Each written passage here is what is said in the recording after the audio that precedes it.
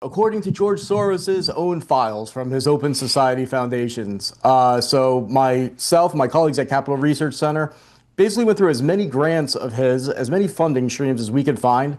And here's the smoking guns that we believe that President Trump, if he's informed of it, can use to go after Soros's network of hate in various ways. We traced over $80 million going from the Open Society foundations to at least 54 groups engaged in crime and domestic terrorism on U.S. soil, or that are pro-terrorism, endorsing things like the October 7th attacks, or are associated with foreign terrorist organizations or explicitly pro-terror groups. And this is according to his own file, so it's rock solid. And over all of that amount, over 23 million went to at least 7 groups that are doing things that meet the FBI's definition of domestic terrorism, including rioting and things like that. Can you be specific, more specific than this? Absolutely.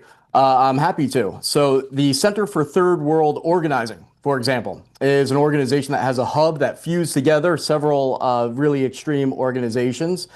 We found $400,000 going to them, and they openly boast of the fact that they threw down during the uprisings in Minnesota, obviously referring to the rioting, and boasting of how many thousands of people they helped train. A lot of these groups have created what they'll call like a protest guide or an activism toolkit, and it sounds innocuous. Then you open it up and you'll see support for Hamas in it, but then they'll sometimes slyly say, for more information, go to these hyperlinks. And you go to the hyperlinks, and there'll be guides recommending things like property destruction, violence, false IDs, how to obstruct justice, all of these things. And they know darn well what they're doing. They don't put that there by accident.